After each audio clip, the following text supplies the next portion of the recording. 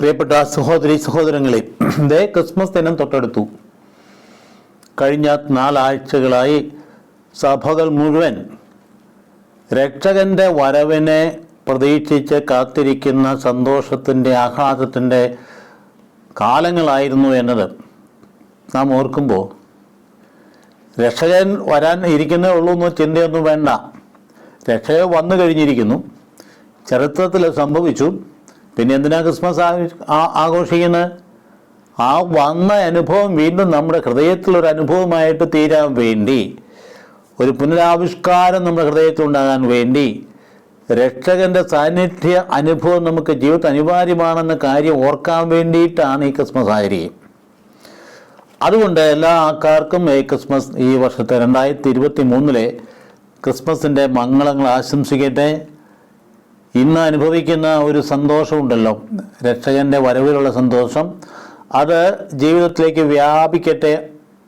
പ്രത്യേകമായ വിധത്തിൽ ഈ ഒരു പുതിയ വർഷത്തെ കൂടി നമ്മൾ കയറാൻ പോവുകയാണ്. അപ്പം അങ്ങനെ വരുമ്പോൾ കൃപയുടെ ഒരു വർഷമായിട്ട്, രൂപാന്തര വർഷം എന്നും കൃപയുടെ തന്നെയാണ്.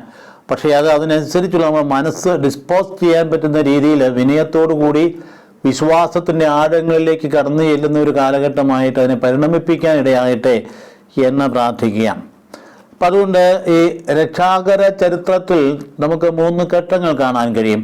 ഒന്ന്, ഏതാണ്ട് സൃഷ്ടി മുതൽ അബ്രഹാം വരെയുള്ള ഒരു കാലഘട്ടം, ഒരു പ്രത്യേക കാലഘട്ടം. അതായത് ഈ യുഗങ്ങളായിട്ട് തിരിക്കുകയാണെങ്കിൽ മനസ്സാക്ഷി യുഗം എന്ന് പറയുന്ന ഒരു യുഗമുണ്ട്.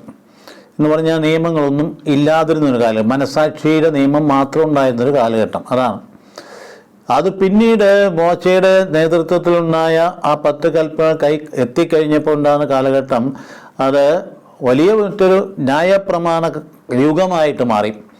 അത് നൂറ്റാണ്ടുകളായിട്ട് അതിനെ ഭരിച്ചു. അതിനുശേഷം തുടർന്നും പോയിട്ട് അവസാനം ഈശോ മിശിഹാ സംജാതമായി കഴിഞ്ഞപ്പോൾ അത് കൃപായുഗം, നമ്മൾ ജീവിക്കുന്ന കൃപായുഗത്തിലാണ് എന്ന് പറഞ്ഞതുപോലെ തന്നെ 3 ഘട്ടങ്ങൾ ഇവിടെ ആ രക്ഷയുടെ ചരിത്രത്തിൽ പറയാൻ നമുക്ക് പറ്റുന്നത്. ഒന്ന്, അബ്രഹാം മുതൽ, അല്ലെങ്കിൽ സൃഷ്ടി മുതൽ അബ്രഹാം വരെ ഒരു കാലഘട്ടം, അബ്രഹാം മുതൽ രക്ഷകൻ്റെ ജനനം വരെ ഒരു കാലഘട്ടം, എങ്കിൽ രക്ഷകൻ്റെ കാലഘട്ടം തൊട്ട് അവിടുത്തെ 2ാമത്തെ വരെയുള്ള മറ്റൊരു കാലഘട്ടം. അതുകൊണ്ട് ഈ 2000 വർഷം മുമ്പ് സംഭവിച്ച ഒരു കാര്യം, അത് അന്ന് എല്ലാ ജനതകളിലും പ്രതീക്ഷയും പ്രത്യാശ അർപ്പിച്ചതുപോലെ തന്നെ ഇന്നും വ്യത്യസ്തങ്ങളായ ജീവിത സാഹചര്യങ്ങളിൽ ജീവിക്കുന്ന മനുഷ്യകുലത്തിന് പ്രത്യാശയും പ്രതീക്ഷയും നൽകുന്നു എന്ന കാര്യമാണ് പ്രധാനപ്പെട്ടത്. നമ്മൾ ജീവിക്കുന്ന സാഹചര്യത്തെക്കുറിച്ച് നമുക്ക് തന്നെ അറിയാമല്ലോ. അന്ധകാരമായി ഇരുട്ടാം, എവിടെല്ലാം യുദ്ധങ്ങൾ നടന്നുകൊണ്ടിരിക്കും. അതിന് വല്ല കുറവുണ്ടോ? യുക്രൈനിൽ നടക്കുന്നു, പലസ്തീനയിൽ നടക്കുന്നു, മറ്റു പല എല്ലായിടത്തും നടക്കുന്നു. പീഡനങ്ങൾ എന്തിനാണ് നടക്കുന്നത്? ലക്ഷക്കണക്കിന് മുസ്ലിങ്ങൾ ചൈനയിൽ പീഡിപ്പിക്കപ്പെടുന്നു. 10 ലക്ഷത്തിലധികമാണ് പീഡനത്തിന് വിധേയമായിക്കൊണ്ടിരിക്കും. അസർബൈജാനിൽ നിന്ന് നടക്കുന്നത്, അവിടെ ഉണ്ടായിരുന്ന ജനത്തെ അവർക്ക് സ്വന്തം നാട്ടിലാവുന്ന പായിച്ച് മറ്റ് സ്ഥലത്തേക്ക് അത് പോകേണ്ടതായിട്ട് വന്നൊരു സാഹചര്യം ഉണ്ടായി. പീഡനങ്ങൾ പറഞ്ഞ് ഇതിന് അറുതി വല്ലതും ഉണ്ടോ? എന്താ നടക്കുന്ന നൈജീരിയയിൽ? ക്രിസ്തീയ നാമധാരിയാണെന്ന് കേട്ടാൽ മതി, കഴുത്തറുത്ത് കൊല്ലുകയാണ്. അതുപോലെ തന്നെ എവിടെല്ലാം നമ്മുടെ നാട്ടിൽ ഇതുപോലെയൊക്കെ സംഭവങ്ങൾ നടക്കുന്നതാണ്. അന്ധകാരം എന്ന് പറയും.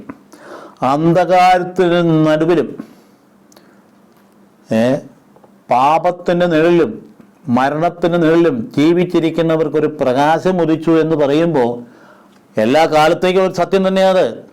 അതുകൊണ്ട് അന്ന് നടന്ന സംഭവം, അതിൻ്റെ പശ്ചാത്തലം വേറെ, മനസ്സിലാക്കുമ്പോൾ എന്നും ആവർത്തിക്കുന്ന ഒരു കാര്യമാണെന്നുള്ള കാര്യം പ്രത്യേകം ഓർക്കുകയാണെങ്കിൽ, മനുഷ്യകുലത്തിൻ്റെ ആരംഭം തൊട്ട് തന്നെ ഈ മതങ്ങളൊക്കെ രൂപപ്പെട്ടു വന്നപ്പോൾ എല്ലാ മതങ്ങളിലും ഒരു രക്ഷകനെ തേടുന്ന ഒരു അനുഭവം ഉണ്ടായിരുന്നു. മനുഷ്യാസ്തിത്വത്തിൽ ഒരു വലിയ അസ്വസ്ഥത അനുഭവപ്പെടാത്ത ഒരു മനുഷ്യനും ഉണ്ടായിരുന്നില്ല. അവൻ്റെ പരിമിതിയിൽ നിന്ന്, ഉള്ളിൽ സംഘർഷത്തോടുകൂടി, അല്ലെങ്കിൽ അവൻ്റെ മരണത്തെക്കുറിച്ചുള്ള ഭയം കൊണ്ട്, അല്ലെങ്കിൽ മരണഭീതിയിൽ ഉണ്ടാകുന്നതായ ഉത്കണ്ഠകളിൽ നിന്ന് ഒക്കെ എന്തെങ്കിലും തരത്തിലൊരു മോചനം പ്രാപിക്കാൻ വേണ്ടി ഒരു അദമ്യമായ ദാഹം മനുഷ്യകുലത്തിലുണ്ടായി. വ്യത്യസ്തമായ മതങ്ങളിൽ വ്യത്യസ്തമായ ഈ ഉപനിഷത്തുകളിലാണ് ഇപ്പോൾ നമ്മൾ മനോഹരമായിട്ട് കിട്ടുന്നത്. തമസോമ ജ്യോതിർഗമയ, എത്ര മനോഹരമായിട്ട് മൃത്യുമ അമൃതംഗമയ, അല്ലെങ്കിൽ എന്തോ ഒരു ഭംഗിയായിട്ടുള്ള കാര്യമാ. അസതോമ സത്യമയ, തമസോമ ജ്യോതിർഗമയ, മൃത്യുമ, ഇതൊക്കെ ഭയങ്കര മനുഷ്യൻ്റെ ആന്തരിക ആത്മാവിൻ്റെ ദാഹമാണ് പ്രകടിപ്പിക്കും.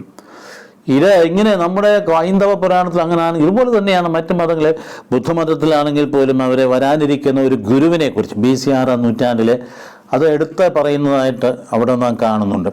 അതായത് ഒരു ഗുരു വരും മനുഷ്യകുലത്തിന് മോചനം നൽകാനായിട്ട്. ഒരു പ്രതീക്ഷയാണ്, വലിയൊരു പ്രതീക്ഷയാണ്. അപ്പം അതുകൊണ്ട് ക്രിസ്മസിൽ നടക്കുന്നത് ഒരു വാഗ്ദാനത്തിൻ്റെ പൂർത്തീകരണമാണ് എന്ന് പറയുമ്പോൾ അവിടെ സംഭവിച്ചിരിക്കുന്നത് മനുഷ്യരക്ഷയ്ക്കായിട്ട് സമാധാനത്തിനായിട്ട് ഒരു വ്യക്തി പൂജാതനായി എന്ന് പറയുമ്പോൾ അതൊക്കെ മനുഷ്യപ്രകൃതിയുടെ ഒരു ആവശ്യം കൂടിയായിരുന്നു. Necessitated by the nature of human existence എന്ന് വേണമെങ്കിൽ പറയാം. ക്രിസ്തു എന്ന് എത്തിച്ചേർന്നെങ്കിൽ മാത്രമേ മനുഷ്യാസ്തിത്വത്തിന് പൂർണ്ണത ഉണ്ടാവുകയുള്ളൂ എന്നൊരു യാഥാർത്ഥ്യം അതിൻ്റെ പിൻപിൽ കിടപ്പുണ്ട്.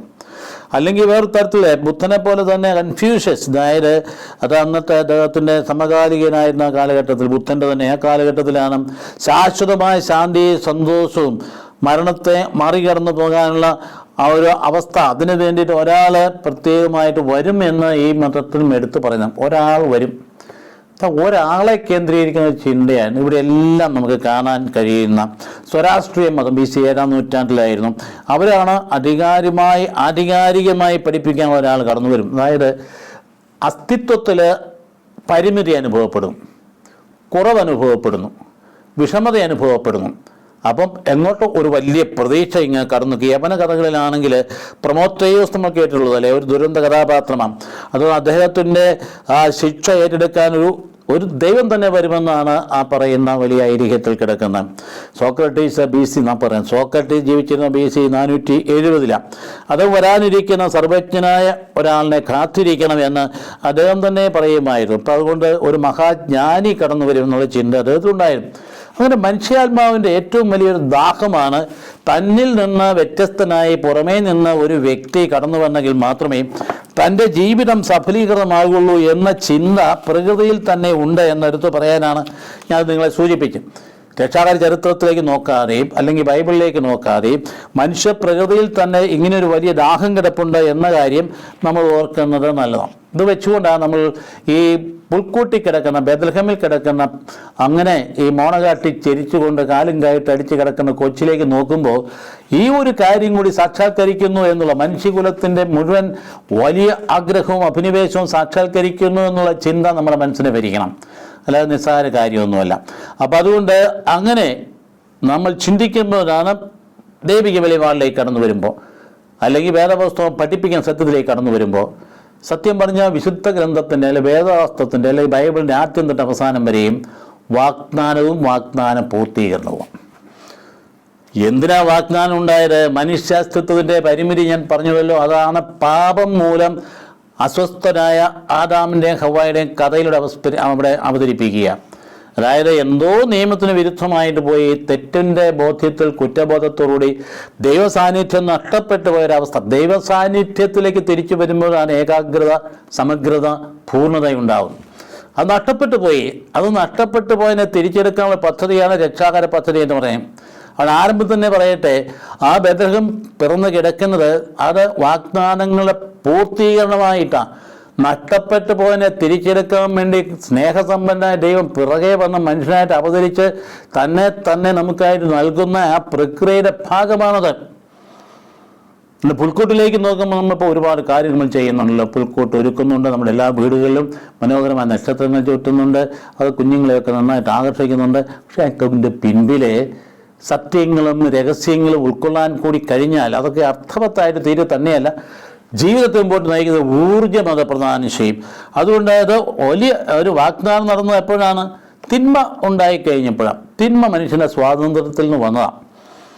ആ പാമ്പിൻ്റെയും ഒക്കെ ആ ആവിഷ്കാരം, അല്ലെങ്കിൽ ആപ്പിള് അല്ലെങ്കിൽ പഴം പറിച്ച് തിന്നു എന്നൊക്കെ പറയുന്നത് അതാ മനുഷ്യൻ മനസ്സിലാകുന്ന രീതിയിൽ, അന്ന് മനുഷ്യർക്ക് മനസ്സിലാകുന്ന രീതിയിൽ മനുഷ്യൻ തെറ്റ് ചെയ്തു, ദൈവകൽപ്പനയ്ക്ക് വിരുദ്ധമായി ദൈവമഹത്വം നഷ്ടപ്പെടുത്തി എന്ന് പഠിപ്പിക്കാൻ വേണ്ടിയിട്ട് ആവിഷ്കരിച്ചിരിക്കുന്നതാണ്.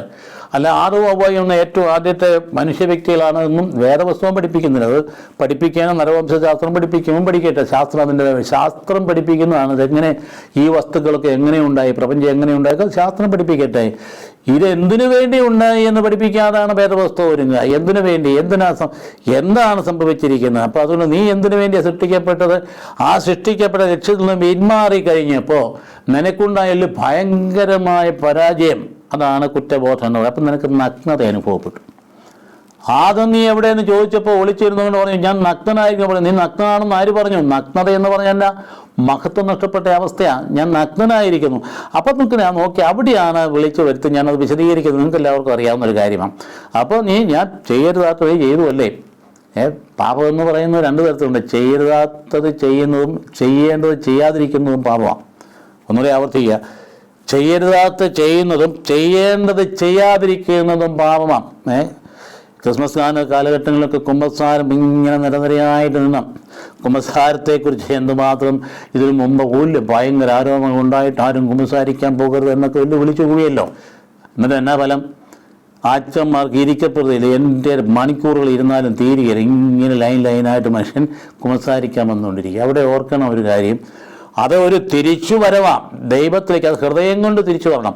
ഹൃദയം കൊണ്ട് തിരിച്ചു വരുമ്പോൾ എന്ന് പറയുന്നത് നമ്മുടെ അനുതാപല പശ്ചാത്താപം എന്നൊക്കെ പറയുമ്പോഴേ അസ്തിത്വത്തിൻ്റെ അംഗീകരിക്കുന്ന ഒരവസ്ഥ, ദൈവത്തിൻ്റെ മഹനീയത അംഗീകരിക്കുമ്പോൾ ഉണ്ടാകുന്ന തൻ്റെ ഇല്ലായ്മയും തൻ്റെ നിസ്സാരത അംഗീകരിക്കുമ്പോൾ ഉണ്ടാകുന്ന അവസ്ഥയാണ് അനുതാപം എന്ന് പറയുന്നത്.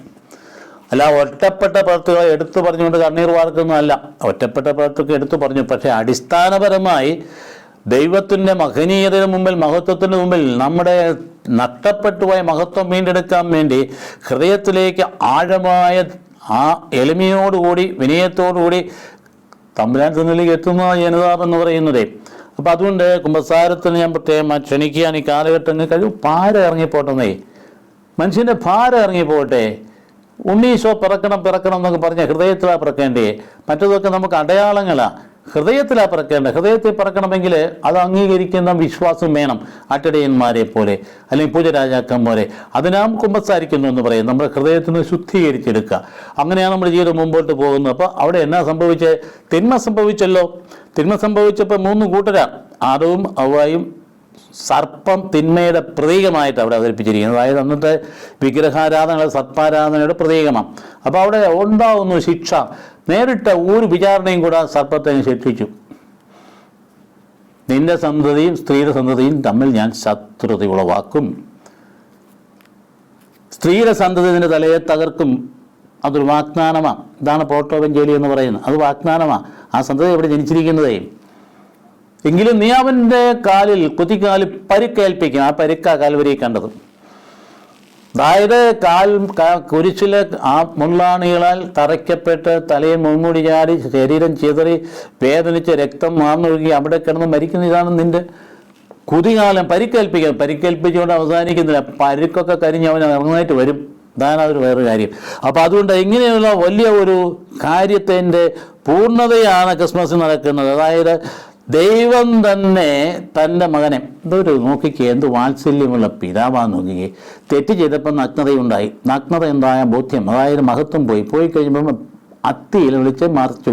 കർത്താവിനെ നീ അത്തിയിലൊന്നും മറിക്കുന്ന തുകലുകൊണ്ട് ഞാനുണ്ടാക്കി തരാം എന്ന് പറഞ്ഞുകൊണ്ട് ദൈവം തൻ്റെ പുത്രനെ നീതിബോധത്തോടുകൂടി പ്രവർത്തിക്കാതിരിക്കാനും പറ്റില്ല. തെറ്റിന് ശിക്ഷയുണ്ടാകാം.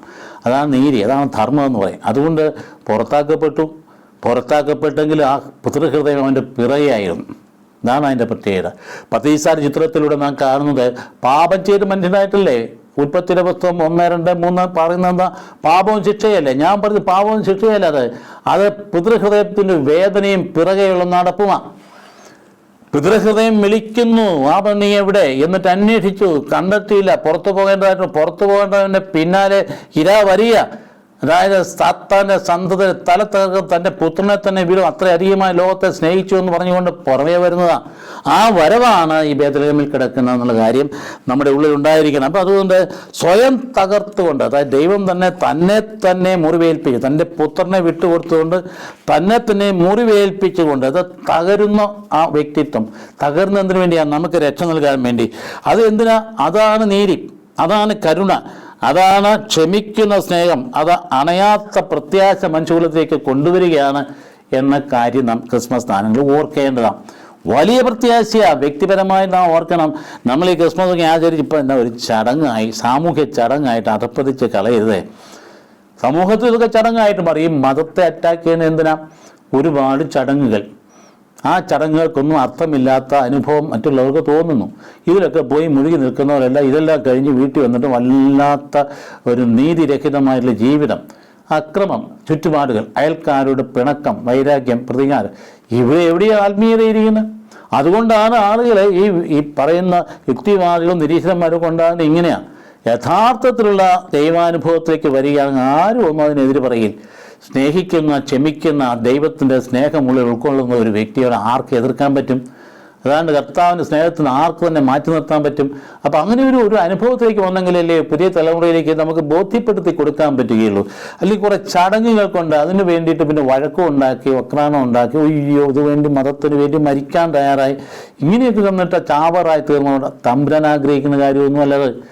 ദൈവം ആഗ്രഹിക്കുന്നതിൻ്റെ ഹൃദയം തപിച്ചിട്ട് ദൈവസന്നിധിയിലേക്ക് എത്തണം എന്നുള്ളതാണ്. അതുകൊണ്ടാണ് ആ കാലഘട്ടത്തിൽ പ്രത്യേകമായി പറയാൻ അബ്രഹാമിനെ ദൈവം വിളിക്കുന്നത് എന്തിനാ? അതായത് നീ തകർത്തിട്ട് പോയി കഴിഞ്ഞപ്പം ആ ജനതകളിൽ നിന്ന് ഒരു വ്യക്തിയെ വിളിക്കുക, ഒരു വ്യക്തി പിന്നെ ഒരു ജനമായിട്ട് മാറുക. അതാണ് ദൈവത്തിൻ്റെ പദ്ധതി. അബ്രഹാമിനെ വിളിച്ചിട്ട് പറഞ്ഞു, നീ നിന്റെ നാടും വീടും വിട്ട് ഞാൻ കാണിച്ചു തരുന്ന ദേശത്തേക്ക് പോവണം. ദൈവത്തിൻ്റെ പദ്ധതി കണ്ടു വരുന്നത്. അതായത് ഇന്ന് വരെ നീ ജീവിച്ചിട്ട് നിനക്ക് അന്നേരം ബുദ്ധിക്ക് തോന്നിയ രീതിയിലൊക്കെ, പക്ഷേ അത് പറ്റില്ല. ഇനി ഞാൻ കാണിച്ചു തരുന്ന എന്ന് പറഞ്ഞാൽ ദൈവഹിതപ്രകാരമുള്ള ജീവിതത്തിലേക്ക് നീ തിരിയണമെന്നാണ് പറഞ്ഞതിൻ്റെ അർത്ഥം. പരിശോധിക്കുക പോരാ, കുമ്പസാരിക്കുന്നതിന് മുമ്പ് ഇതുവരെ നീ അല്പമെങ്കിലും ദൈവത്തോട് ആലോചിച്ചിട്ടാണോ നിൻ്റെ പരിപാടി പ്ലാൻ ചെയ്ത്? നിൻ്റെ ഇടപാടുകൾ എവിടെയാണ് ദൈവഹിതം ഇരിക്കുന്നത്? ദൈവഹിതമാണ് എങ്കിൽ നീ അയൽക്കാരനെതിരായിട്ട് നീങ്ങുമോ? പറ്റുമോ? നിനക്ക് അയൽക്കാരന് വെറുക്കാൻ പറ്റുമോ? അല്ലെങ്കിൽ വെറുക്കുന്നതോട് കൂട്ടുകൂടാൻ പറ്റുമോ? ഇത് സംഘടിച്ച് ശത്രുതയുടെ പെരുമാറാൻ പറ്റില്ല. അതൊരു ഞാൻ കാണിച്ചു തരുന്ന ദേശത്തേക്ക് നീ പോകണം. അതാണ് ദൈവഹിതപ്രകാരമുള്ള ദൈവപരിപാലന വഴിയിലൂടെ നീ നീങ്ങണമെന്ന് പറയുന്നതിൻ്റെ അർത്ഥം അതാ. അങ്ങനെ നീങ്ങിയെങ്കിലേ ശരിയാവുള്ളൂ. എന്തെല്ലാം കലഹങ്ങളാണ് നമ്മുടെ നാട്ടിൽ നടന്നുകൊണ്ടിരിക്കുന്നത്. ഞാൻ കാണിച്ചു തരുന്ന വഴി വിട്ടുപോയതിൻ്റെ ഫലമായിട്ടല്ലേ. നിനക്ക് നിരാശയുണ്ടായത് എന്തുകൊണ്ടാണ്? വിഷാദം ഉണ്ടായത് എന്തുകൊണ്ടാണ്? ആത്മഹത്യ ഇത്ര പെരുകാനുള്ള കാരണം എന്തൊരു കട്ടിയായ ആത്മഹത്യ. പോലീസ് ഉദ്യോഗസ്ഥന്മാർ നിരന്തരമായിട്ട് ആത്മഹത്യ ചെയ്തുകൊണ്ടിരിക്കും. പണമില്ലാഞ്ഞിട്ടാണോ? അല്ലല്ലോ. ജീവിതത്തിൽ ടെൻഷനുണ്ടെന്നേ, ഒരുപാട് സ്ട്രെസ്സും സ്ട്രെയിനും ഉണ്ടെന്നേ, മേലധികാരിൽ നിന്ന് നമുക്ക് ചവിട്ടേക്കുമെന്നേ. അപ്പോൾ ആത്മഹത്യ ചെയ്യുന്നതാണോ അതിന് പരിഹാരം എന്ന് പറയുന്നത്? അപ്പോൾ ഈ മക്കളുടെ ഭാവി എവിടെ പോയി? എനിക്കിതൊന്നും ചിന്തിക്കുന്നില്ല. പോലീസ് ഉദ്യോഗസ്ഥന്മാർ മാത്രമേ, മറ്റെല്ലാ തലങ്ങളും ആത്മഹത്യയുടെ പറയാൻ തുടങ്ങിയാൽ നമുക്ക് ഇവിടെ അവസാനിക്കില്ല. അതുകൊണ്ട് അവസാനിക്കാത്തൊരു കാര്യമാണ് മനസ്സിലാക്കേണ്ട ഒരു പ്രധാനപ്പെട്ട കാര്യം. നിൻ്റെ ഹൃദയത്തിൻ്റെ സമാധാനം വീണ്ടെടുക്കാൻ നിനക്ക് കഴിയണമെങ്കിൽ നീ കൃത്യമായിട്ട് തിരിച്ചു വന്നേ പറ്റുകയുള്ളൂ. അതായത് നീ നഷ്ടപ്പെടുത്തി കളഞ്ഞ മഹത്വത്തിലേക്ക് തിരിച്ചു വരുമ്പോൾ ആന്തരികമായി നിനക്ക് സമാധാനം ഉണ്ടാകും. അതുകൊണ്ടാണ് അബ്രഹാമിനെ വിളിച്ചിട്ട് പറഞ്ഞു, ഞാൻ കാണിച്ച ദേശത്തേക്ക് നീ പോകണം, അപ്പം നിന്നെ ഞാൻ അനുഗ്രഹിക്കുമെന്നാണ്. നമ്മുടെ ജീവിതം അനുഗ്രഹത്തിൻ്റെ ജീവിതമായിട്ട് മാറണം. ചില ജീവിതങ്ങളെ കാണാൻ നോക്കുന്നില്ല, എന്തൊരു അനുഗ്രഹപ്പെട്ട മനുഷ്യരാ, എന്തൊരു അനുഗ്രഹപ്പെട്ട കുടുംബമാണ്. അനുഗ്രഹിക്കപ്പെടുക മാത്രമല്ല, നീ ഒരു അനുഗ്രഹമായിരിക്കും. അങ്ങനെയാ. നിൻ്റെ ഉള്ളിലേക്ക് ഈ ബേത്ലഹേമിൽ കിടക്കുന്ന കുഞ്ഞെ ഒന്ന് കടന്ന് അകത്ത് കിടന്ന എൻ്റെ സഹോദര, നിൻ്റെ പുൽക്കൂട് എന്നൊക്കെ പറയുന്നത് നിൻ്റെ ഹൃദയം തന്നെയാണ്. അവിടാണ് പിറക്കേണ്ടത്, അവിടെയാണത് ജനിച്ച് വളരേണ്ടത്. ആ കാലും കൈയിട്ടടിക്കുന്ന നിൻ്റെ ഹൃദയത്തിലായിരിക്കേണ്ടതാണ്. അപ്പോൾ അങ്ങനെ വരുമ്പോൾ നീ എന്താ മഹത്വമാർജിക്കും. അപ്പോൾ നീ ഒരു അനുഗ്രഹമായിട്ട് മാറും. കണ്ടില്ലേ, അനുഗ്രഹിക്കപ്പെട്ട രണ്ട് വ്യക്തിയാണ് നിൽക്കുന്നത്. യോസേഫ് പിതാവും പരിശുദ്ധ കന്യാമറിയവും അനുഗ്രഹിക്കപ്പെട്ട് നിൽക്കുന്നത് കണ്ടേ. അവർ ലോകത്തിന് പ്രദാനം ചെയ്തു, ലോകത്തിന് രക്ഷകനെ, പുത്രനെ പ്രദാനം ചെയ്തു. പീഡന സഹിച്ചുകൊണ്ട്, കഷ്ടപ്പെട്ടുകൊണ്ട്, വേദനിച്ചുകൊണ്ട്. എന്തൊരു വേദനയുണ്ടായിരുന്ന, സർവ്വടത്തും തിരസ്കാരമായിരുന്നില്ലേ, ആരംഭം തൊട്ട് തിരസ്കാരമായിരുന്നില്ലേ. ആ കുഞ്ഞ് ജനിച്ചപ്പോൾ തന്നെ അകത്ത് ഭാഗത്തും തന്നെ ഞാൻ പുരുഷനെ അറിയുന്നില്ല പറഞ്ഞ നിമിഷം കൊണ്ട് തന്നെ അതറിയുന്ന പുരുഷൻ പെട്ടെന്ന് ഞാൻ ഉപേക്ഷിച്ചിട്ട് പോകാനല്ലേ തീരുമാനിച്ച. ആരംഭത്തിൻ്റെ തിരസ്കാരം അറിഞ്ഞോ അറിയാതെയോ അല്ലേ ഈ കുഞ്ഞിന് സംഭവിക്കുന്നത്. അതുതന്നെ ആ മാതാപിതാക്കൾക്ക് പിന്നീട് സംഭവിക്കുന്നതല്ലേ. പിന്നെ ഈ കുഞ്ഞിന് പിറക്കാൻ ഇടയില്ലാത്ത അവസ്ഥ വന്നില്ലേ. പെട്ടെന്ന് മനസ്സിലാക്കും, തിരിഞ്ഞു നോക്കുകയും അതിന് ചെയ്തത് പിറന്നു കഴിഞ്ഞെന്ന് വിചാരിക്കും. പിന്നെ സ്വന്തം നാട്ടിൽ ജനിക്കാൻ കൊച്ചിന് പറ്റിയില്ല. അത് ജനിച്ചിടത്തു നിന്ന് പിന്നെ അവിടെ കിടക്കാനും വളരാനും പറ്റില്ല. പിന്നെ അവിടെ നിന്ന് ആയിരക്കണക്ക് മൈൽ അകലേക്ക് പലായനം ചെയ്യേണ്ടതായിട്ട് വരുന്ന കണ്ടില്ലേ. തിരസ്കാരവും ബഹിഷ്കരണവും പീഡനവും ചുറ്റും കൂടെ നിൽക്കുകയാണ് രക്ഷകന്റെ ജീവിതത്തിലായി പറയുന്നത്. രക്ഷകന്റെ ജീവിതത്തിലാണെങ്കിൽ പിന്നെ നമ്മുടെ കണ്ടായിരിക്കും. പക്ഷെ ആ രക്ഷകളിൽ നിറഞ്ഞു തുളുമ്പുന്ന ചൈതന്യമുണ്ടല്ലോ, അതാണ് പ്രധാനപ്പെട്ടത്. അതുകൊണ്ടാണ് അവർക്ക് രണ്ടുപേർക്കും ക്ഷീണമുണ്ടാകും, തളരാതിരുന്നത്. ഇവർ ഈ കുഞ്ഞിനെ കൊണ്ട് പോയ വഴിക്കൊക്കെ 1000 മൈൽ ഇന്നത്തെ വണ്ടിയില്ല, വാഹനമില്ല, ഒന്നുമില്ല, യാതൊന്നുമില്ല. ഇന്നത്തെ വിമാനമില്ല, കാറില്ല, ഒന്നുമില്ല. ഈ മലയിടുക്കിലൂടെ നടന്ന് അല്ലെങ്കിൽ ഒട്ടകത്തിൻ്റെ പുറത്ത് സഞ്ചരിച്ച് ഇങ്ങനെ വേണം പോകാനായിട്ട്. കുഞ്ഞും കയ്യിലുണ്ട്, അത് അങ്ങോട്ടും ഇങ്ങോട്ടും മാറി എടുക്കും. നമുക്ക് തന്നെ അറിയാവുന്ന മാതാപിതാക്കൾ ഒരു കുഞ്ഞ് കയ്യിലുണ്ടെങ്കിൽ എന്തുമാത്രം കഷ്ടപ്പെടാം. അമ്മ എത്ര നേരം നോക്കും, അപ്പനും സഹായിച്ചു കൊടുക്കണ്ടേ. അപ്പൻ കയ്യിലിരുന്ന് കഴിഞ്ഞ് കുറച്ച് നേരം വീണ്ടും അമ്മേൻ്റെ അടുത്തേക്ക്, അമ്മയുടെ പറഞ്ഞു വീണ്ടും അച്ഛൻ്റെ കയ്യിലേക്ക് വരും. ആ പോക്ക് എന്തൊരു പോക്കാ. അത് തിരിച്ചു വരുമ്പോഴെന്താ സംഭവിക്കുന്നത്? കൊച്ചിന് 7 വയസ്സായിരുന്നേ, അത് ഉരുണ്ട് വീഴുക, പിന്നെ ഞാൻ എടുത്തുകൊണ്ട് പോകണ്ടേ എന്നൊരു നോക്കണം. ഞാൻ അതിലേക്ക് അത് വിശദീകരിക്കുന്നില്ല. എന്ന് പറഞ്ഞാൽ ഈ കുഞ്ഞിൻ്റെ വ്യക്തിത്വത്തിലേക്ക് കടന്നു വരുന്ന മഹത്വം മാതാപിതാക്കൾക്ക് ധൈര്യം പകർന്നു, ശക്തി പകർന്നു. അപ്പം നമുക്ക് ജീവിതത്തിൽ നിന്നെ ഞാൻ അനുഗ്രഹിക്കും, നീ ഒരു അനുഗ്രഹമായിരിക്കും എന്ന് പറഞ്ഞതിന് ശേഷം നിന്നിലൂടെ എല്ലാ ജനതകളും അനുഗ്രഹിക്കപ്പെടും. മടിവരയിട്ട് മനസ്സിലാക്കണം സഹോദര സഹോദരി. ഇന്ന് ക്രിസ്മസ് ആചരിക്കുന്ന ക്രിസ്ത്യാനി, യേശു മിശിഹ നിൻ്റേത് മാത്രമല്ല. അങ്ങനെ നീ വിചാരിക്കുന്നത് തെറ്റാ. ഇത് മനുഷ്യ കുലത്തിൻ്റെ രക്ഷകനാ. അപ്പം നിന്നിലൂടെ എല്ലാ ജനം അനുഗ്രഹിക്കപ്പെടുന്നത് നീ അതൊന്ന് മാറ്റി പരിവർത്തനപ്പെട്ട് മാനസാന്തരപ്പെട്ട് തെളിച്ച് കാണിച്ചു കൊടുക്കണ്ടേ. നിന്റെ ജീവിതം ഇതുപോലെ തട്ടിപ്പിൻ്റെയും വെട്ടിപ്പിൻ്റെയും ജീവിതത്തിലൂടെ നീ ക്രിസ്തീയ നാമധാരിയായിട്ട് നടന്നാൽ നീ വാസ്തവത്തിൽ കാണിക്കുന്നതിന് ഉറപ്പല്ലേ, വിപരീത അനുഭവമല്ലേ കൊടുക്കുന്നത്, വിപരീത സാക്ഷ്യമല്ലേ കൊടുക്കുന്നത്. ആലോചിച്ച് നോക്കിയേ, നിന്നെ എന്തിനും ദൈവം എത്ര വിലപ്പിടിപ്പുള്ള മൂല്യമുള്ള സ്ഥാനത്തേക്ക് ഉയർത്തിയിട്ട് നീ കാണിക്കുന്ന എന്നാ മാറ്റം വരുത്തണ്ടേ. നിന്നിലൂടെ നന്മ കണ്ട് പഠിക്കാനാണ് മറ്റ് ജനതകൾ ആഗ്രഹിക്കുന്നത്. അതാ നിന്നിലൂടെ എല്ലാ ജനങ്ങളും അനുഗ്രഹിക്കപ്പെടുന്നു പറയുമ്പോൾ അതാ നിന്നെ നോക്കിയിട്ട് ഹൃദയത്തിൻ്റെ അവസ്ഥ അതനുസരിച്ച് മറ്റും കണ്ടില്ലേ, ആ ചേട്ടനെ നോക്ക്, ആ ചേച്ചിയെ നോക്കി എന്തൊരു നല്ല മനുഷ്യനാ, ഒരു ഉപകാരിയ, എന്തൊരു വിഷമമുണ്ടേ അവിടെ പോയി ഇരിക്കാം, ഒന്ന് പറയുമ്പോൾ ഒരു ആശ്വാസം കിട്ടും, എന്തൊരു സമാധാനം എന്ന് പറയാൻ സാധിക്കണം മറ്റുള്ളവർക്ക് നമ്മെക്കുറിച്ച്. അവിടെ പോയി ഇരുന്ന് കഴിയുമ്പോൾ സന്തോഷം കിട്ടും. അതോ മറിച്ച് എങ്ങനെ എന്താ നമുക്ക് വീട്ടിലെന്തോ നടക്കുന്നു നോക്കിയിട്ട് കുറ്റം പറയാൻ വേണ്ടി കാത്തിരിക്കും നമ്മുടെ മനസ്സെങ്കിൽ അത് പൈശാചികമാണ്. സാത്താൻ എന്ന വാക്കിൻ്റെ അർത്ഥം എന്താണെന്ന് അറിയാൻ പാടില്ലേ? സാത്താൻ എന്ന് പറഞ്ഞാൽ കുറ്റം ആരോപിക്കുന്നതിൻ്റെ അർത്ഥം. നാം സാത്താനായിട്ട് മാറരുത്, സർപ്പമായിട്ട് മാറരുത്. അപ്പോൾ അതുകൊണ്ട് അവിടെ ഏബ്രഹാമിൽ വന്നിരിക്കുന്ന അവരെ എന്തിനു വേണ്ടിയാണ്? അത് അവൻ അവസാനം എന്നാ സംഭവിക്കുന്നത്? ഇവരെല്ലാം ഒന്നിച്ചു കൂട്ടും ദൈവം. അപ്പോൾ അബ്രഹാം വിശ്വസിച്ചു. എന്നാ പറഞ്ഞിരിക്കുന്നത്, ഭംഗിയായിട്ട് പറഞ്ഞിരിക്കുക, കർത്താവ് കൽപ്പിച്ചതനുസരിച്ച് അബ്രഹാം പുറപ്പെട്ടു.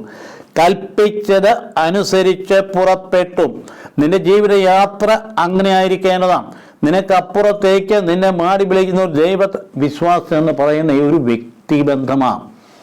അത് ഹൃദയത്തിൽ അനുഭവപ്പെടുന്ന കാര്യമാണ്. അത് പ്രാർത്ഥനാനിരതമായിരിക്കുമ്പോൾ നമ്മൾ സംസാരിക്കുന്ന ആളാ ദൈവം, നമ്മോട് സംസാരിക്കുന്ന ആളാ ദൈവം.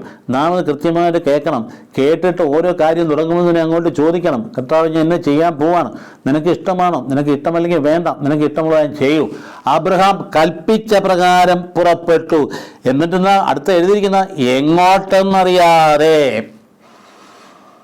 എന്ന് പറഞ്ഞ എങ്ങോട്ടെന്നറിയാതെ, അതായത് കൃത്യമായിട്ടൊന്നും പറഞ്ഞിട്ടില്ല. നീ വിളിച്ചവരിൽ വിശ്വസിക്കണം, അപ്പം വഴി കാണിച്ചു തന്നിരിക്കും. നമ്മൾ പലപ്പോഴും ആകുലചിത്തരല്ലേ? എന്തുകൊണ്ടാ? ഭാവിയെക്കുറിച്ച് അനിശ്ചിതത്വം എന്നാ സംഭവിക്കുന്ന അറിയാൻ പാടില്ല, എങ്ങോട്ട് അപ്പം അറിയാൻ പാടില്ല. ഇവിടെ നീ ഭാവിയെക്കുറിച്ച് ചിന്തിക്കാതെ ഈ വർത്തമാനകാലത്തെക്കുറിച്ച് ചിന്തിക്കാൻ. ഇവിടെ നിന്റെ ദൈവം നിന്റെ കൂടെയുണ്ട്. അപ്പം ഇപ്പം നിന്റെ ദൈവം നിന്റെ കൂടെ ഉള്ളപ്പോൾ അപ്പോഴും കൂടെ ഉണ്ടായിരിക്കും. ഇപ്പം നിന്നെ രക്ഷിക്കുന്ന ദൈവം അപ്പോഴും രക്ഷിക്കും. നീ ഉറപ്പായിട്ട് ദൈവസാന്നിധ്യത്തിലേക്ക് തിരിച്ചു വരണം. കർത്താവ് കൽപ്പിച്ചതനുസരിച്ച് പുറപ്പെട്ടു. മാത്രമല്ല വളരെ കൃത്യമായിട്ട് എങ്ങോട്ടെന്നറിയാതെ വിളിക്കുന്ന ദൈവത്തിൽ വിശ്വസിച്ച് അവൻ വളരെ കൃത്യമായി ഹൃദയത്തിലെ വിശ്വാസം ഉൾക്കൊണ്ടുകൊണ്ട് ശ്രവിക്കുന്ന വിശ്വാസം, ശ്രവിക്കുന്ന വിശ്വാസം, അത് വിശ്വസിച്ചുകൊണ്ട് പുറപ്പെട്ടു. അതുകൊണ്ട് ആ അനുഗ്രഹം ഓരോ വ്യക്തിക്ക് മാത്രമല്ല ജനതകൾക്കും ദൈവം നൽകുകയാണ്. അപ്പോൾ അതുകൊണ്ട് അതാണ് ഏക വ്യവസ്ഥ. എന്താ? ഒറ്റ കാര്യമുള്ള വ്യവസ്ഥ ഇതാണ്, വിശ്വസിക്കണം. അതായത് നീ വിശ്വസിക്കുന്ന ഹൃദയം അർപ്പിക്കണം, സമാധാനത്തോട് നീ അത് ഏറ്റുപറയണം. അങ്ങനെയാണെങ്കിൽ നിന്റെ സന്തതി എന്തായിരിക്കും? അത് അനുഗ്രഹത്തിൻ്റെ സന്തതിയായിരിക്കും.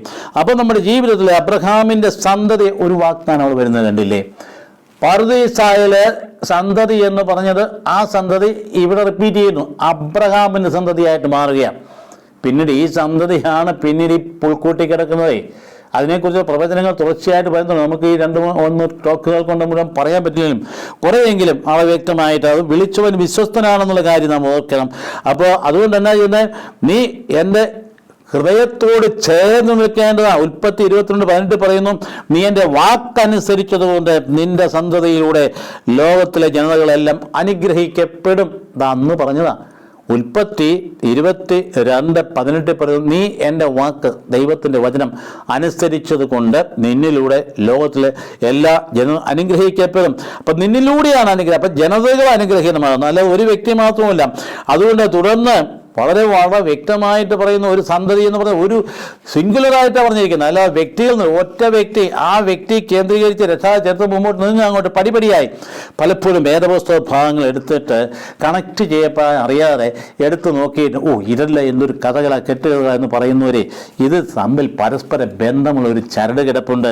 ആ ചരട് തിരിച്ചറിയാൻ കഴിയണമെങ്കിൽ കൃപയിൽ വിശ്വാസത്തിലൂടെ അത് പഠിക്കാൻ നോക്കണം. പഠിക്കാൻ നോക്കിയാൽ സംഗതി അങ്ങ് മാറും. അപ്പം നിൻ്റെ ഉള്ളിലുണ്ടല്ലോ വലിയ പ്രത്യാശ ഉണ്ടാവും, വലിയ പ്രത്യാശ. ആ പ്രത്യാശ വരുന്നത് എവിടെ നിന്നാ? വളരെ മനോഹരമായിട്ടുള്ള ജീവിതം. നാം അബ്രഹാം അത് കഴിഞ്ഞ് അടുത്ത സംഘർഷത്തിലേക്ക് നീങ്ങുന്നത് ഇറങ്ങി പുറപ്പെട്ടു കഴിഞ്ഞ് പിന്നെ എന്നെ സംഭവിക്കും? ബാക്കി ഞാൻ പെട്ടെന്ന് നിൽക്കുന്ന അറിയാവുന്നൊരു കാര്യമല്ലേ. അദ്ദേഹത്തിന് ഉണ്ട് ഏകജാതനെ ബലിയർപ്പിക്കാൻ ആവശ്യപ്പെട്ടു. എന്തോ ഒരു സംഘർഷമാണ്. ആ ഒറ്റ സന്തതി ഉണ്ടായിട്ട് അതിനെ ബലിയർപ്പിക്കാൻ ആവശ്യപ്പെട്ടു. അപ്പോൾ അവിടെ പറയുന്നതിൻ്റെ കാരണം എന്നാ? അവനിൽ വിശ്വസിക്കുന്ന ആരും. അതുകൊണ്ട് അതിൻ്റെ പ്രധാനപ്പെട്ട കാര്യം പിന്നീട് വരാൻ പോകുന്ന കാര്യത്തെക്കുറിച്ച് എടുത്തു പറയാൻ അബ്രഹാമിനെ ടെസ്റ്റ് ചെയ്യാം. അതായത് അവനിൽ വിശ്വസിക്കുന്ന ആരും, ആരാ? ദൈവപുത്രൻ വിശ്വസിക്കുന്ന ആരും നശിച്ചു പോകാതെ നിത്യജീവൻ പ്രാപിക്കണമെന്നുണ്ട് തൻ്റെ ഏകജാതനെ നൽകാൻ തക്കവിധം ദൈവം ലോകത്തെ അത്രയധികം സ്നേഹിച്ചു. അതിൻ്റെ പ്രതീകാത്മകതയാണ് അബ്രഹാമിന്റെ സന്തതിയെ ബലിയർപ്പിക്കാനായിട്ട്. മോറിയ മലയിലേക്ക് ഈ കുഞ്ഞുമായിട്ട് പോകുന്ന ചിത്രം മനസ്സിലില്ലേ? വിറകുമായിട്ട് പോകുന്നില്ലേ? കൊച്ചു ചോദിക്കുക, അപ്പ അതെ വിറകുണ്ട്, തീയുണ്ട്, ബലിമൃഗം എവിടെ?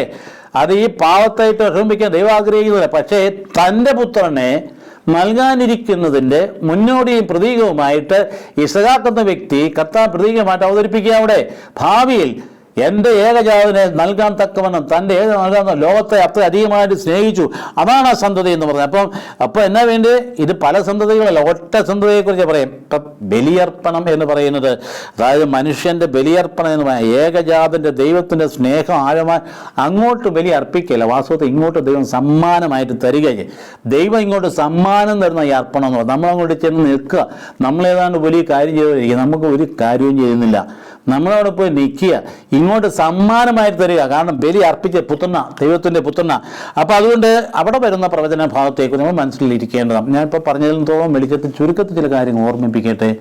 ബേത്ലഹേമിലേക്ക് നോക്കുമ്പോൾ ഒറ്റപ്പെട്ട ഒരു സംഭവമായിട്ട് അതിനെ കാണരുത്. അന്ന് അവിടെ പരിശുദ്ധാത്മാവിന് ഗർഭസ്ഥയാകുമെന്ന് പറഞ്ഞ് അവിടെ തൊട്ട് ആത്മാവിൻ്റെ പ്രവർത്തനമാണ്. അതിന് മുമ്പും ആത്മാവ് ജയിച്ച വ്യക്തിയാണ്. അതുകൊണ്ട് അമലോത്ഭയാൽ ഈ ആത്മാവിൻ്റെ പ്രവർത്തനത്തിലൂടെ ആ കുഞ്ഞു രൂപീകൃതമാകും. മനുഷ്യന് മനസ്സിലാകില്ല. അതായത് ഈ പറയുന്ന കന്യക ഗർഭം ധരിച്ച് പുത്രനെ പ്രസവിക്കുന്നത് പറഞ്ഞാൽ അതെങ്ങനെ നടക്കുമെന്ന് ചിന്തിക്കുന്നത്. പക്ഷേ ആത്മാവിൻ്റെ ജീവിതത്തിലേക്ക്, ആത്മാവിൻ്റെ അനുഭവത്തിലേക്ക് കടന്നു വരുമ്പോൾ അറിയുന്ന ദൈവത്തിന് അസാധ്യമായിട്ട് ആവുന്നത് ദൈവമാണ് ഹ്യൂമൻ ഇൻ്റർവെൻഷൻ കൂടാതെ തൻ്റെ പുത്രൻ ഭൂമിയിലേക്ക് വന്നു എന്നതാണ് സത്യം. അപ്പോൾ ആ പുത്രൻ ഭൂമിയിലേക്ക് വന്നതിൽ നമുക്ക് ഓർമ്മയുണ്ടെങ്കിൽ അതിൻ്റെ ചരിത്രം സാവധാനത്തെ ചുരുളറിയുന്നതാണ് രക്ഷാചരിത്രം എന്ന് പറയുന്നത്. വിശുദ്ധ ഗ്രന്ഥത്തിൻ്റെ മുഴുവൻ ഭംഗിയായിട്ട് യൂദാ ഗോത്രം തിരഞ്ഞെടുക്കും. ആ സന്തതി വീണ്ടും കണ്ട് യൂദായിലെത്തി നിൽക്കാം. യൂദാ ഗോത്രത്തെ ദൈവം തിരഞ്ഞെടുക്കും. ഉൽപ്പത്തി 49 അധ്യായത്തിൽ 60 വാക്യത്തിൽ വരുമ്പോൾ നമ്മൾ യാക്കോബ് തൻ്റെ മക്കളെ ഒക്കെ ആശീർവദിച്ചു. ആ അവസരത്തിൽ യൂദ എന്ന് പറഞ്ഞ വാക്കിന് അർത്ഥം തന്നെ സ്തുതി, ദൈവത്തിന് സ്തുതി. അതായത് യാ ദഹ എന്ന വാക്കിൻ്റെ അർത്ഥം അത് ദൈവത്തിനെ സ്തുതിക്കുക എന്നുള്ളത്. യഹൂദ അല്ലെങ്കിൽ അതിൽ നിന്ന് യൂദ എന്ന പദമുണ്ട്. ദൈവം എന്ന് പറയുന്ന സ്തുതി, അതായത് ദൈവത്തിന് സ്തുതി എന്നാണ് യൂദ എന്ന് പറഞ്ഞ അർത്ഥം. യഹൂദ അവിടെ അവനോ ആ ഒരു വ്യക്തിക്ക് വേണ്ടി ദൈവം അനുഗ്രഹിക്കാൻ പറ്റും മാറ്റി നിർത്തിയിട്ട് യൂദ നീ ഒരു സിംഹമാണ്. നീ ഒരു സിംഹം എന്ന് പറഞ്ഞാൽ എൻ്റെ അർത്ഥം എന്നാ? നീ ഒരു സിംഹമാണെന്ന് പറഞ്ഞാൽ നിന്നിലൂടെ രാജാവ് കടന്നു വരും. രാജാവിൻ്റെ പ്രതീകമാണ് സിംഹം എന്ന് പറയുന്നത്. അതുകൊണ്ട് അവനിൽ ശക്തി ഉണ്ടായിരിക്കും, അധികാരമുണ്ടായിരിക്കും. സിംഹം ഒരു സിംബളാണ്. നീ ഒരു സിംഹമാണെന്ന് പറഞ്ഞത് പിന്നീട് പൂർത്തിയാക്കാൻ പോകുന്നത് എവിടെയാണ്? ഈ പറയുന്ന ഇവിടെ കിടക്കുന്ന ഈ ബേത്ലഹേം പുൽക്കൂട്ടി കിടക്കുന്ന കൊച്ചെ സിംഹമാണെന്ന് പറഞ്ഞാലും വിശ്വസിക്കുമോ? അത് ഭൗതികമായ അർത്ഥത്തിലാണ് വിശ്വസിക്കാത്തത്. അത് സിംഹം തന്നെയാണ്. എന്ത് സിംഹമാണ്? അതിഭയങ്കരമായ പ്രപഞ്ചത്തെ താങ്ങി നിർക്കാൻ ദൈവത്തിൻ്റെ ശക്തി ശക്തിയാണത്. ദൈവിക ശക്തി മാത്രമല്ല, ദൈവത്തിന് അധികാരമുള്ള വ്യക്തിയാണത്. അതൊരു സംശയമൊന്നുമില്ല. അത് കാണണമെങ്കിൽ കണ്ണ് തുറന്ന് കാണണം. അല്ലെ യെശയ്യാ പ്രവാചകൻ പറഞ്ഞതുപോലെ ഇവർ കണ്ടിട്ടും കാണാതെയും കേട്ടിട്ടും കേൾക്കാതെയും മനസ്സിലാക്കിയിട്ടും ഗ്രഹിച്ചിട്ടും മനസ്സിലാക്കാതെയും മാനസാന്തരപ്പെട്ടിരിക്കുന്ന ഒരു ജനമായിട്ട് തീരാൻ പാടില്ല. അപ്പോൾ അതുകൊണ്ട് ഇതനുസരിച്ച് നമ്മുടെ ഹൃദയത്തിൻ്റെ വിശ്വാസം മാറുമ്പോഴാണ് അവിടെ എന്നാ പറഞ്ഞിരിക്കുന്നത്, ആ പ്രവചനത്തിൽ പറഞ്ഞിരിക്കുക എന്താ, യൂദ അവൻ്റെ അധികാര ദണ്ണ് യൂദായെ വിട്ടു പിരിയില്ല. 49:10. അതായത് രാജ്യത്വത്തിൻ്റെ അടയാളമാണ് ചെങ്കോൽ എന്ന് പറയുന്നത്. അധികാര ദണ്ണാണ് അത്. ആ അധികാര ദണ്ണ് യൂദായെ വിട്ടു പോവില്ല. ഉൽപ്പത്തി 49:11-12 വാക്യങ്ങളിൽ പറയുന്നു, സകല ജനപദങ്ങളെയും അവൻ്റെ ഉൾക്കൊള്ളുന്നതായിരിക്കും അവൻ്റെ രാജ്യം. അപ്പം അതുകൊണ്ട് മുന്തിരിച്ചെടിയിൽ കടുവയെ കെട്ടുന്നതും മുന്തിരിച്ചാറിൽ വസ്ത്രം കഴുകുന്നതും സമൃദ്ധിയുടെ അടയാളം. നമുക്ക് ആ ഭാഗം ഒന്ന് എടുത്ത് തനിച്ചൊന്ന് നോക്കണം. യാക്കോബ് 49 അധ്യായത്തിൽ തൻ്റെ മക്കളെ ആശീർവദിക്കുമ്പം യൂദായെ മാത്രം മാറ്റി നിർത്തിയിട്ട് പ്രത്യേകമായിട്ട് ഈ പറയുന്ന കാര്യം എങ്ങനെയാണ് സാക്ഷാത്കരിക്കപ്പെട്ട ചരിത്രത്തിൽ സാക്ഷാത്കരിക്കപ്പെട്ട് കിടക്കുന്നതാണ് ഈ പുൽക്കൂട്ടിലേക്ക് നോക്കുമ്പം കാണുക. അത് ശക്തിയുടെ കേന്ദ്രമാണത്. അത് മനുഷ്യൻ്റെ ദൃഷ്ടി കാലും കൈയിട്ടടിച്ച് നിസ്സഹായനായി മോണം ചാട്ടി ചിരിച്ചുകൊണ്ട് കിടക്കുമ്പോൾ എൻ്റെ സഹോദര, ഈ പ്രപഞ്ചത്തെ സൃഷ്ടിച്ചവനാ കിടക്കുന്നത്. ആ ബോധ്യം നമുക്കുണ്ടാകണം. എങ്കിൽ മാത്രമേ നമുക്ക് പ്രഘോഷിക്കാൻ പറ്റുകയും സംശയരഹിതമായി നമുക്കുണ്ടാകണം. ആ കിടക്കുന്നത് മനുഷ്യൻ്റെ കണ്ണിൻ്റെ ദൃഷ്ടിയിലെ ബലഹീനത ദൈവത്തിൻ്റെ ബലമാണ്. അപ്പോൾ അതുകൊണ്ട് അവിടെ വന്നിരിക്കുന്നത് എന്താ, അവിടെ അവൻ എന്താ വീഞ്ഞിൻ്റെ അതില്ല, വീഞ്ഞിൽ അവന് അതീവ സുന്ദരനാ. അതുകൊണ്ട് എന്താ, വീഞ്ഞിൽ അവന് വസ്ത്രം കരുതുന്ന സുന്ദരനാ. അപ്പം ഇസ്രായേലിൻ്റെ ശത്രുക്കളെ തോൽപ്പിച്ച് ആരാധിപനായി കടന്നു വരുന്ന മനോഹരമായ ധീരയോദ്ധാവിൻ്റെ ചിത്രം അത് യെശയ്യാ 63:1-2 വാക്യങ്ങൾ കാണുന്നുണ്ട്. ഈ ധീരയോദ്ധാവെന്ന് പറഞ്ഞൊരു ചിത്രം മനസ്സിൽ വരിക. കർത്താവിൻ്റെ വരവിന് ഒരുക്കമായി എല്ലാ ശത്രുക്കളെ നമ്മുടെ ഭാവനയിൽ കാണുമ്പം ശത്രു എന്ന് പറയുമ്പോൾ അന്നാണെങ്കിലും ഭൗമിക സായലാണ് ശത്രു എന്ന് പറയുമ്പം അമലേക്കരെ പോലെ വ്യക്തികളാണ്. ഇവിടെ ശത്രു എന്ന് പറയുന്നത് അതല്ല. ഇവിടെ ശത്രു എന്ന് പറയുന്നത് സൈത്താനിക കരുത്ത, പ്രാപഞ്ചത്തിൽ കാണുന്ന തിന്മയുടെ ശക്തിയാണ്. അതിനെ അതിജീവിച്ച് അതിനെ വിജയിപ്പിച്ച് അതല്ലേ അതിൻ്റെ അർത്ഥം ആ ചെങ്കോൽ എന്ന് പറയുന്നത്. അന്നെ അവിടെ നക്ഷത്രത്തെ കണ്ടില്ലേ, ഒരു നക്ഷത്രം വരുന്നതാ. നിങ്ങൾക്ക് മനസ്സിലായില്ലേ ആ നക്ഷത്രം ഇവിടെ നിന്ന് വരുന്നതെന്ന്? എത്ര സുന്ദരമായിട്ട് ആ കാര്യത്തെ അവതരിപ്പിച്ചിരിക്കുന്നത്. അതായത് സംഖ്യയുടെ പുസ്തകത്തിൻ്റെ 24 അധ്യായത്തിൽ എടുത്തു വരുന്ന മനോഹരമായ ഒരു കാര്യമുണ്ടല്ലോ. മൊവാബ് രാജാവായ ബാലാക്ക്, ഞാൻ ഒന്നുകൂടി ആവർത്തിക്കട്ടെ, മൊവാബ് രാജാവായ ബാലാക്ക് ഇസ്രായേൽ ജനം ഇങ്ങനെ വരുന്നത് കണ്ടു, ഒരു സൈനിക നിരമ്പ് പോലെ വരുന്നത്. അദ്ദേഹം ഭയപ്പെട്ടു, ഭയങ്കരമായിട്ട്. മൊവാബ് രാജാവാണ്, ഭയപ്പെട്ട് കഴിയുമ്പോൾ ഇവരെ ഒന്നും നേരിടാൻ പറ്റിയില്ല. അവരുടെ കരുത്തുപിടിയില്ല, സൈനിക ശക്തിയുമില്ല. സത്യത്തിൽ സൈനിക ശക്തി ആയിരുന്നില്ല, അവരൊരു ആൾക്കൂട്ടമായിരുന്നു. പക്ഷേ അവരുടെ ഉള്ളിലൊരു കരുത്തുണ്ടായിരുന്നു. വാഗ്ദാന പേടകത്തിൻ്റെ കരുത്തെന്ന് പറയുന്നത് ഭയങ്കരമാണ്. അവർക്ക് ദൈവസാന്നിധ്യ അനുഭവത്തിൻ്റെ കരുത്തുണ്ടായിരുന്നു. അതുകൊണ്ട് അവർ പോകുന്നിടത്തൊക്കെ വിജയിക്കാം. അപ്പോൾ ഇന്ന് നേരിടാൻ നിവൃത്തില്ല. അപ്പോൾ അദ്ദേഹം ചെയ്തു, അന്ന് അറിയപ്പെട്ടിരുന്ന യൂഫ്രട്ടീസ് നദീതീരത്ത് താമസിച്ചിരുന്ന ബാലാം എന്ന് പറയുന്ന മന്ത്രവാദിയെ വിളിച്ചു വരുത്തി അവനോട് ഇവരെ ശപിക്കാൻ ആവശ്യപ്പെട്ടു. മനസ്സിനെ നിർവീര്യം. ഇന്നെന്താ സംഭവിക്കുന്നത്? മാധ്യമങ്ങളിലൂടെ നെഗറ്റീവ് വാർത്ത കൊടുക്കുമ്പോൾ മറ്റുള്ള വ്യക്തികളുടെ മനസ്സിനെ നിർവീര്യമാക്കുകയാണ്. ഈ തന്ത്രം നാം മനസ്സിലാക്കണം. പലപ്പോഴും യുദ്ധങ്ങളുടെ വാർത്തകളൊക്കെ വരുമ്പോൾ അതേപടി ഒന്ന് എടുത്തേക്കരുത്. ആ മാധ്യമം ആരുടേതാണെന്ന് നോക്കണം. എന്നിട്ട് അവരെ ആരുടെ കൂടെയാണ് നിൽക്കുന്നത്, അവരുടെ കൂടെ നിൽക്കുന്ന ആളുകളൊന്നും വിജയിച്ച് നിൽക്കുന്നതായിട്ട് വാർത്തകൾ കൊണ്ടുവരും. അതെന്തിനു വേണ്ടിയിട്ടാണ്? ഈ വാർത്തകൾ കേൾക്കുന്ന ആൾക്ക് കൂടെ ധൈര്യം ഉണ്ടാകണം, അവൻ്റെ ശത്രുക്കൾക്ക് മനസ്സ് നിർവീര്യമാകണം. ഇതല്ലേ ഇന്ന് പോലും നടക്കുന്നതല്ലേ? അപ്പോൾ അവർ വാർത്തകൾ നമ്മളെ നിർവീര്യമാക്കുകയോ നമ്മളെ ഊർജ്ജസ്വലരാക്കുകയോ ചെയ്യും. സത്യസന്ധമായിട്ട് വാർത്ത പുറപ്പെടുവിക്കുന്ന മാധ്യമങ്ങളൊന്നും നിലവിലില്ല. ആ ഒരു കാര്യം നാം മനസ്സിലാക്കേണ്ടതാണ്. സത്യത്തെ വളച്ചൊടിക്കുന്ന മാധ്യമങ്ങളിലെ ചുറ്റുപാടും കാരണം എല്ലാവരെയും നാം താറടിച്ചും കുറ്റപ്പെടുത്തുന്നതായിട്ട് കരുതണ്ട. മാധ്യമങ്ങൾക്ക് ധർമ്മബോധത്തോട് പ്രവർത്തിക്കുന്ന ധർമ്മം നിർവഹിക്കുന്ന പത്രങ്ങളില്ല എന്നും പറയുന്നില്ല. ഒക്കെ ആണെങ്കിൽ തന്നെയും പലപ്പോഴും വാർത്തകളെ ചമയ്ക്കുന്നത് അവരുടെ അഭീഷ്ടപ്രകാരമായിരിക്കും. ആർക്കെങ്കിലും എതിരായിട്ട് പോകണമെന്ന് വിചാരിച്ചാൽ ആ വിധത്തിലുള്ള വാർത്ത ചമയ്ക്കും. അങ്ങനെ വരുമ്പോൾ എന്താ ചെയ്യുന്നത്? അതിന് ബന്ധപ്പെട്ട ആൾക്ക് നിർവീര്യമാക്കപ്പെടും, തകർന്നു പോയവരെ അവർക്ക് അനുഭവപ്പെടും. ഈ തകർച്ചയിൽ നിന്ന് പിന്നെ അവരുടെ മാധ്യമങ്ങൾ കൈ കാണാം. അതിന് തിരിച്ചറിഞ്ഞാൽ മാത്രമേ പിന്നെ നേരെ നിൽക്കുകയുള്ളൂ മനസ്സിനെ. ഇതൊരു മനഃശാസ്ത്ര സത്യമല്ലേ, ഒരു തത്വമല്ലേ? അപ്പോൾ എന്ന് പറഞ്ഞതുപോലെയാണ് ഇവിടെ എന്താ ചെയ്യുന്നത്? ഈ ആളുകളെ ശപിക്കാനായിട്ട് ആവശ്യപ്പെട്ടു. അതായത് ഇസ്രായേലിനെ നിർവീര്യമാക്കണം. എന്നിട്ട് എന്താ ചെയ്യുന്നത്? ഭയങ്കരമായിട്ട് ഇയാൾ ബലിയർപ്പണത്തിന് തയ്യാറായി. ബലിയർപ്പണത്തിന് സമയത്ത് നിന്നുകൊണ്ട് ഇവരെ ശപിക്കാനൊരുക്കുക. അത് അധരത്തിൽ പുറപ്പെട്ട ശാപമല്ല, അനുഗ്രഹമാണ്. നോക്കണം. അതുകൊണ്ട് നമ്മൾ ഒരു മന്ത്രവാദിയും പേടിക്കണം. ഒരു കൂടോത്രക്കാരനെയും പേടിക്കണം. ഉള്ളിൽ നിനക്ക് വിശ്വാസമുണ്ടെങ്കിൽ നിന്നെ ഇതൊന്നും ഏശില്ല. ധൈര്യമായിട്ടിരുന്നാൽ മതി. കാരണം നീ ശക്തമായിട്ട് മുമ്പോട്ട് പോകും. എന്തുകൊണ്ടാണെന്നറിയോ? നിൻ്റെ ഉള്ളിൽ നസ്രായനായ യേശുണ്ട്. അവിടെ ഒന്നും ഏക്കില്ല, മന്ത്രവാദ പരിപാടിയൊന്നും ഏക്കില്ല. അപ്പോൾ അവിടെ ശപിച്ചു. അപ്പോൾ എന്നാ ഇത് വളരെ നേരെ തിരിച്ച് സംഖ്യ 21 അവരുടെ ദൈവമായ കർത്താവ് അവരുടെ കൂടെ ഉണ്ടെന്ന് ഇയാൾ തന്നെ വിളിച്ചു പറഞ്ഞു. എനിക്കൊന്നും ചെയ്യാൻ പറ്റില്ല, കാരണം അവരുടെ ദൈവമായ കർത്താവ് അവരുടെ കൂടെയുണ്ട്. രാജാവിൻ്റെ അട്ടഹാസം ഇതാ അവരുടെ ഇടയിൽ മുഴങ്ങുന്നു. അതാ അവൻ കേൾക്കുകയാണ്. അതുകൊണ്ട് അവൻ്റെ രാജാവ് ഇതാ വന്നിരിക്കുന്നു, അഗാഗിനേക്കാൾ ഉന്നതനായിരിക്കും, അവൻ്റെ രാജ്യം മഹത്വമണിയുമെന്ന് സംഖ്യ 23:7 പറയുന്നിടത്ത് നോക്കിക്കേ. അതായത് അവൻ്റെ രാജാവ് അവൻ്റെ കൂടെയുണ്ട്. ഏത് രാജാവാ? ഭൗമിക രാജാവൊന്നും അവിടെയില്ല. അവിടെ രാജ്യത്വത്തിലേക്ക് വിളിക്കപ്പെട്ടിരിക്കുന്ന കർത്താവിൻ്റെ സന്തതികളുടെ ഓർമ്മയാണ്. അപ്പോൾ ആ നക്ഷത്രവും അതുപോലെ തന്നെ ചെങ്കോലും, എന്നിട്ട് നക്ഷത്രവും ചെങ്കോലും ഇവിടെ വന്നു ഭവിച്ചിരിക്കുക.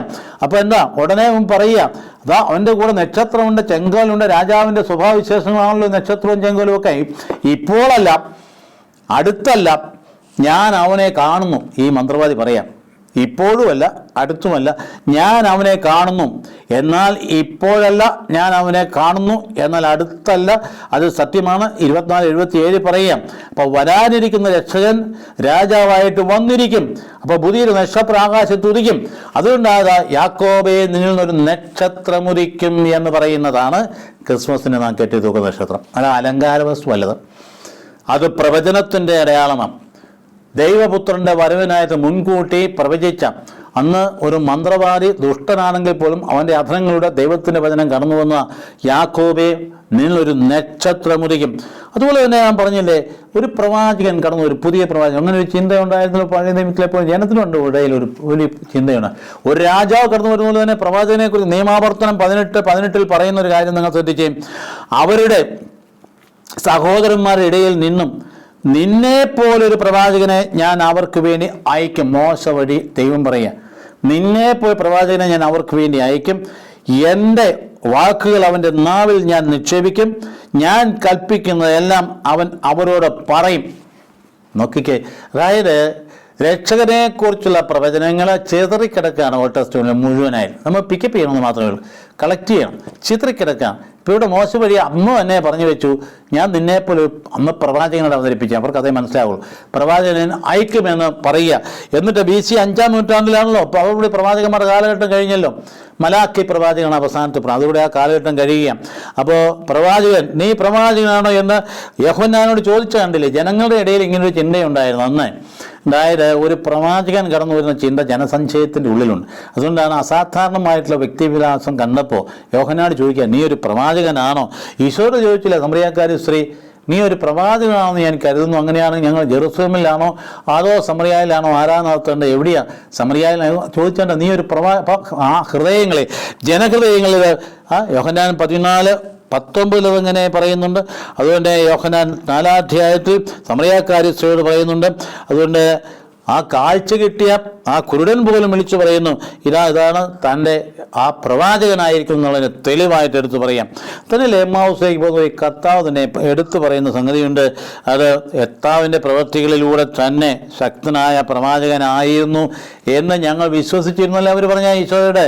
അതായത് തന്നെ വെളിപ്പെടുത്താതെ കൂട്ടത്തിൽ കൂടിയ ആ കർത്താവിനോട് ശിഷ്യന്മാരായിട്ട് എമ്മാവൂസിലേക്ക് പോയ ആൾക്കാർ പറഞ്ഞത് ഇതാണ്, അതായത് അവൻ ഇസ്രായേലിനെ രക്ഷിക്കാമെന്ന പ്രവാചകനാണ് എന്ന് ഞങ്ങൾ വിശ്വസിച്ചിരുന്നു. അപ്പോൾ അതുകൊണ്ട് ആ ബേഥലേഹേമിൽ പുൽക്കൂട്ടി കിടക്കുന്ന പ്രവചനങ്ങളുടെ പൂർത്തീകരണമാണ്. അത് യുഗാന്ത്യ പ്രവാചകനാണ്. അതാണ് ലൂക്കായുടെ 4:14-21 വാക്യങ്ങളിൽ വളരെ കൃത്യമായി അത് യുഗാന്ത്യ പ്രവാചകൻ. പത്രോസ് അത് എടുത്ത് പറയുന്നുണ്ട്. നടപടി പുസ്തകത്തിന് 3-ാം അധ്യായം 22-ാം വാക്യത്തിൽ പത്രോസ് തന്നെ പറയുന്നു, യുഗാന്ത്യ പ്രവാചകനായിട്ടാണ് ഈശോ എടുത്ത് കാണിച്ചിരിക്കുന്നത്. അപ്പോൾ ഞാൻ എടുത്ത് ഇത്രയും പറഞ്ഞതിൻ്റെ കാര്യങ്ങൾ നമ്മുടെ മനസ്സിലേക്ക് വരട്ടെ. അതായത് ബേഥലേഹേം പുൽക്കൂട്ടി കിടന്ന ഉണ്ണിമിശിഹ, അത് നമ്മുടെ വേദപുസ്തകത്തിന് ആദ്യാവസാനം കാണുന്ന പ്രവചനങ്ങൾ പൂർത്തീകരണമാണ്. അതായത് ഒരിക്കൽ പോലും ഇവിടെ ഒരു മനുഷ്യനെ ഈ ഭൂമിയിൽ ജനിക്കുന്നതിന് മുമ്പ് തൻ്റെ ജീവിതത്തിൽ എഴുതിയിട്ടില്ല. ഉണ്ടോ ആരുടെയെങ്കിലും? ഏതെങ്കിലും വ്യക്തിയെക്കുറിച്ച് ജനിക്കുന്നതിന് മുമ്പ് ഇങ്ങനെ പറഞ്ഞു കേൾപ്പിച്ചിട്ടുണ്ടോ? ഇല്ലല്ലോ. ഈശോ മിശിഹായെക്കുറിച്ച് അല്ലാതെ ആരെക്കുറിച്ചും.